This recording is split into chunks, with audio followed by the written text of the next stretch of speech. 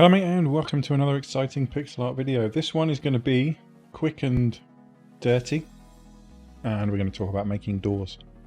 Now, if you're making a top-down pixel art game, or even if you're just making any kind of game really, having the ability to draw and create the most mundane and basic objects is quite important, because you don't want to rely on somebody else to do all of these things for you, especially if you're in the process of creating a game and at pinch you suddenly need a piece of artwork.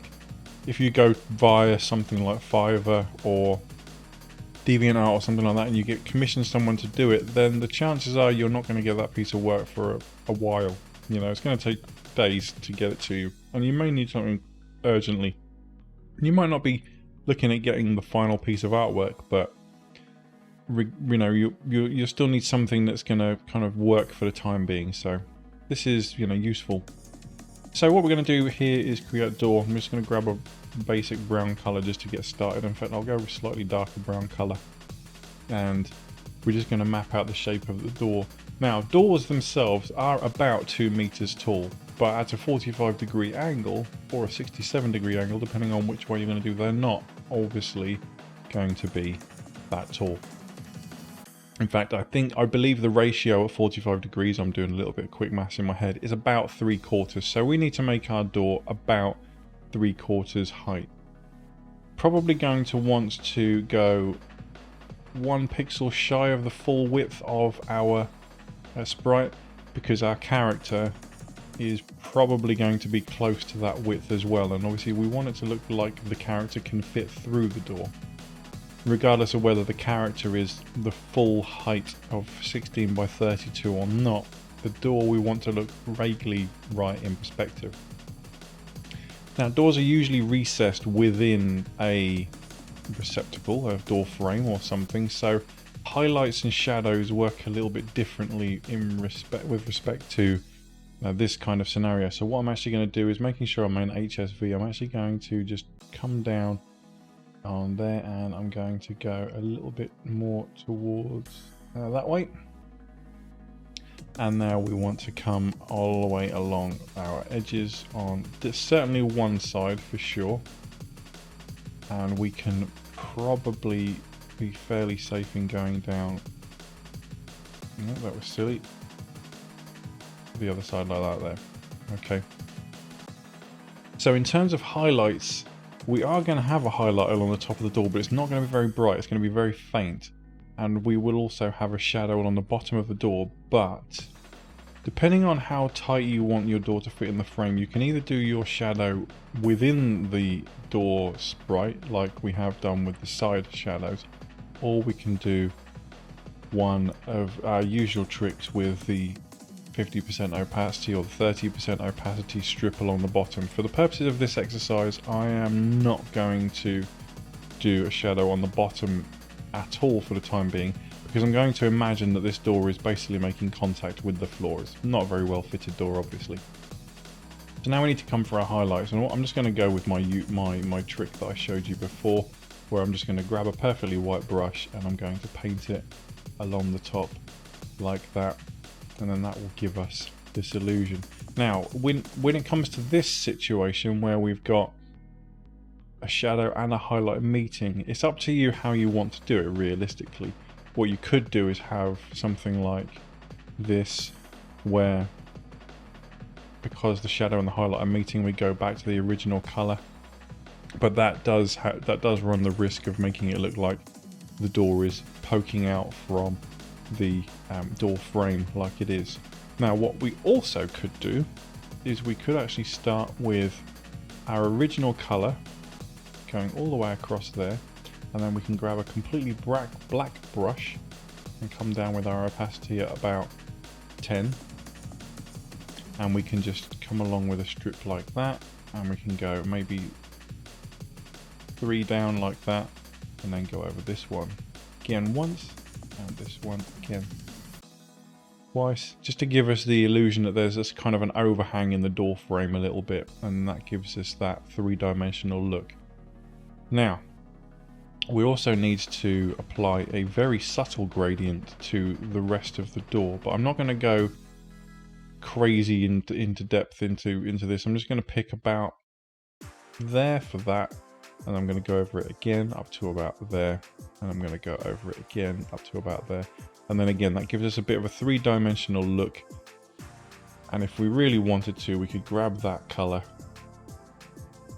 go with 50% opacity and just add something there. Again, grab that color, go 50% opacity and apply it there, and then grab this color, go 50% opacity and just softening up the edges of that gradient a little bit so it doesn't look quite so jarring. It just smooths it out a little bit. So now we've got the basic shape with the basic kind of background color and highlight. Now we need to apply some details. Now you could get away with just putting a really simple doorknob in the corner if you wanted to. So for example, I create a new layer just for the purposes of this exercise, and I want my doorknob to be a kind of a, let's say, a brassy gold color. And we obviously need to find a brassy color within our color palette here, and then we need to draw it. So we grab our pixel brush, and because we're dealing with such a small sprite, basically you're just going to do that and then grab shadow like that and just make it look like it's a three-dimensional object. There's absolutely nothing with doing that. If this was an internal door, a lot of internal doors in houses don't have a great amount of detail. But what we want to do is we want to expand a little bit. Let's imagine that this is the front door to someone's house, so we're going to have to be a little bit more creative. So what I'm thinking is there's going to be some kind of window in the top that will bring our value back up. And what I'm thinking is we're going to go for a subtle blue tone around about there. We want 100% opacity on this for the time being, and I'm thinking the center is between these two, so we don't want them touching, but we could actually get away with a trick there as well. So what I'm going to do is I'm going to just draw some kind of pattern there like that.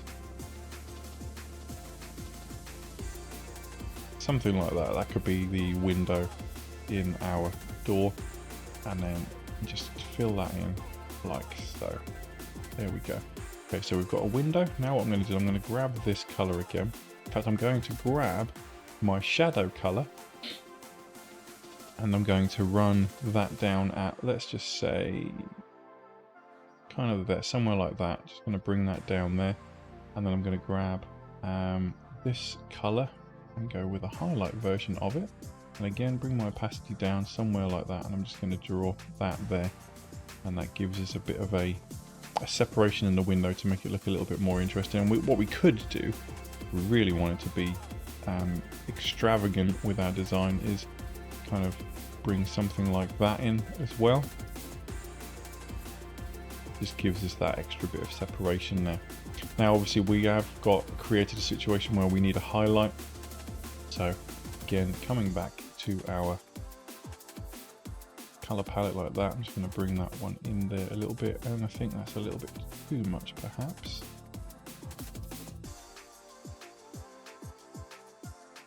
Something like that as a bit of a highlight there. I think that's just a bit too much, so I'm going to bring the opacity of that down. That looks a bit more, that looks a bit more sensible, so we'll just paint that in there, and then I'm just going to add a little bit more of a pinch on that one.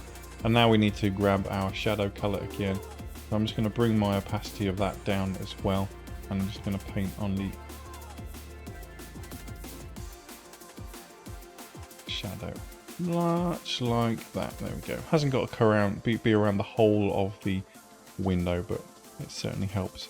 Now what I'm also going to do is I'm going to just grab my blue color there, and I'm actually going to grab a much brighter toned version of it, and I'm actually going to draw what appears to be some kind of reflection, a diagonal line going across there. It hasn't got to be a massive detail, but just something to give us the illusion of a bit of a reflection happening in there like that. So what I'm also going to do is I'm going to create two more panels in the bottom, and we're just going to use our shadow and highlight colors for that. So my panel is going to be perhaps from here.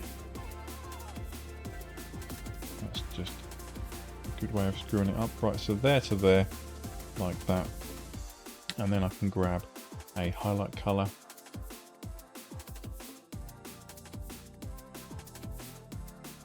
and I can paint in. I'm going to go with a small-ish panel because I want to put a mailbox hold in there as well. So now we've got that situation where we need these shadow colors from up here again.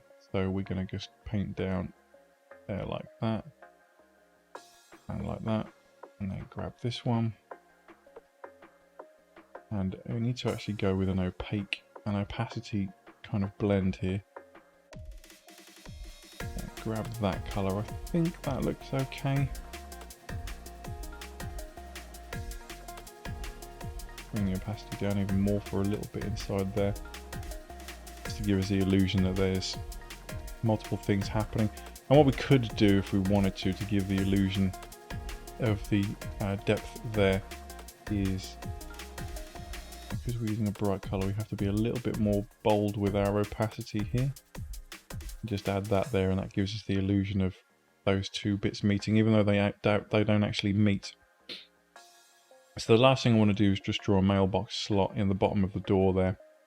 Sometimes they're vertical underneath the door handle, but this one's going to be a little bit more old-fashioned than that. Now, we could just draw a slot in there, which would serve its purpose, but I feel like because we're working with so much highlight and shadow at the moment, what I really want to do is paint in a slot there, and then come down on my darkness a little bit. I might even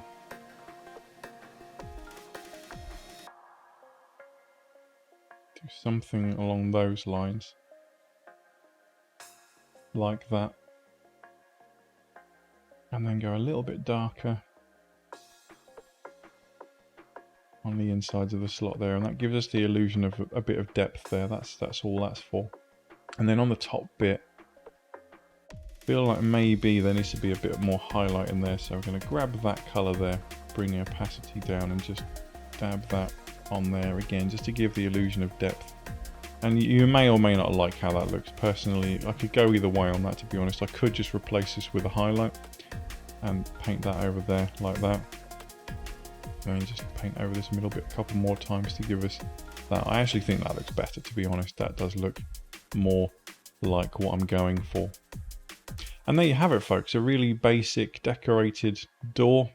We can be as exciting in this or as not exciting as you want to. It's entirely up to you, but the end result is what matters. So you can, and the beauty with Aseprite is you can sit there and you can doodle and practice and keep coming up with ideas as much as you want, and make these doors as personal as you want them to be. You could even write your name on them if you wanted to. It's entirely up to you. But anyway, thanks very much for watching, guys. I hope you found that useful. Let me know what you think in the comments below, and I will speak to you next time. But until then, you take damn good care of yourselves, alright? Bye-bye.